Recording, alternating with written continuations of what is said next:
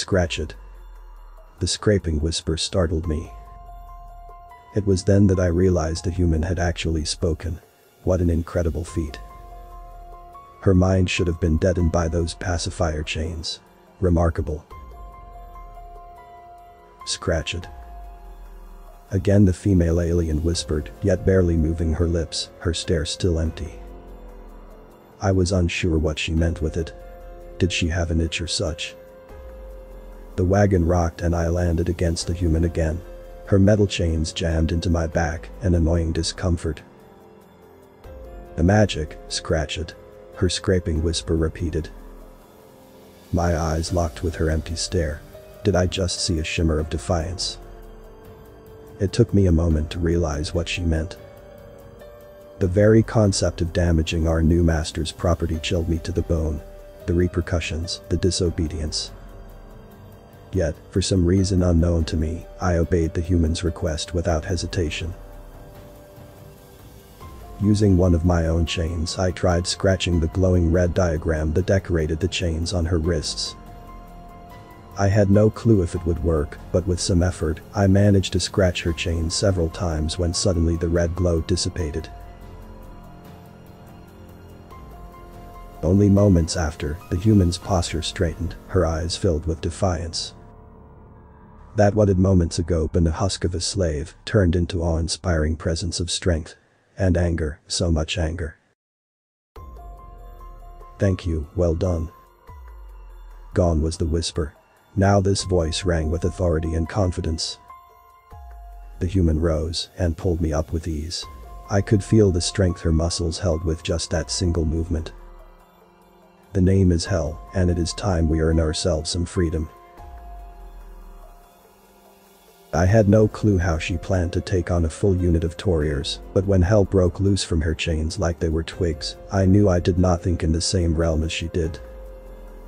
My name is Kaelis, is all I managed to stammer. The chains that were intact, she slung over her shoulder before walking off towards the other slaves in the wagon. In a series of quick tugs she broke every slave's chains indiscriminately, even the silver snakes with their creepy stares got free rein.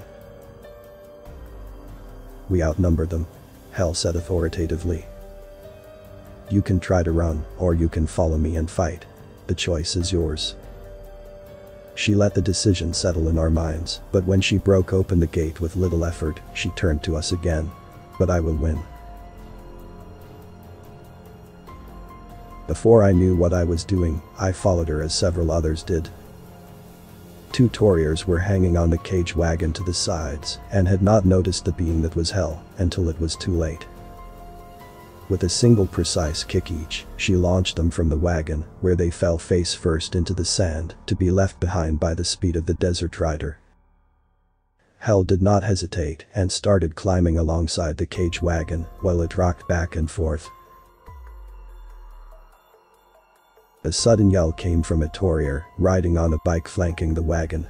Hell turned, grabbed one of her loosened chains, and started swinging them in a circular motion overhead. The biker reached for his leg to grab his crossbow that was holstered there, but before he could aim it properly, Hell had launched her chain that landed right between the spokes of the wheels, the repercussions flinging him with a snap into the dust as the bike came to an abrupt stop. I swear, I heard his horns break.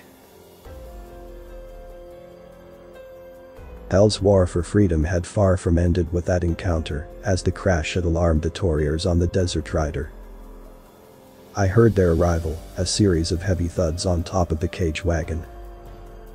With a daring skill unimaginable to my elven mind, the human flung herself upward single-handedly, sweeping feet first over the roof of the cage wagon and tackling 2 of the Toriers that had only just found their footing on the roof. Her sweep threw her on the other side of the wagon, which she clung onto while her victims ate dust and were left behind in the desert rider's stride. The other Toriers on the roof took this opportunity to hack away with their axes, aiming to cut Hell's hand off. With a quick dexterous shift between hands, she dodged the attack by a split second, which she followed by climbing sideways towards the front of the cage wagon. The Toriers were focused on the human, who had halved their armed force in less than a few minutes, and as such, had turned their back to me. To this day, I do not know what came over me to do as what I did. But as soon as I saw their backs turned, I climbed up the roof, ran with all I had, and threw myself against the backs of the Toriers. If the massive ox-like guards hadn't been leaning forward, my surprise attack would probably have had no effect, but fortune was with me, and as such, they fell horns first. With surprise on their faces, they flew past Hell, and landed right in between the Desert Rider and the cage wagon. A harsh set of crunching sounds and tremors of the wagon confirmed the Toriers' doom. Hell looked up at me with those unsettling stark blue eyes, and nodded her head. I felt a sense of pride that was unfamiliar to me. But we weren't done yet. There were at least 4 more Toriers on the Desert Rider itself, and Hell wasn't going to wait. She set her feet against the cage wagon, and launched herself into the open back end of the rider. It was hard to see what she did, for the back end was covered to keep the goods and guards in the cool shadow, but I saw a blue shimmer in the dark, followed by the sound of crushed bone. The whole thing seemed awfully eerie once I saw her stride out into the light with her hands covered in fresh blood.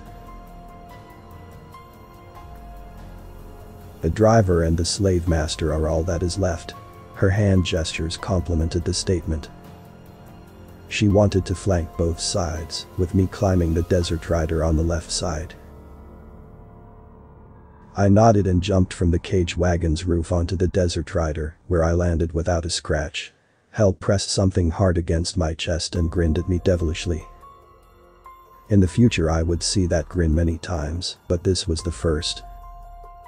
"Teach them freedom," was all she said, before I looked down and saw that she had given me a Blood Toriar's bleeder sword.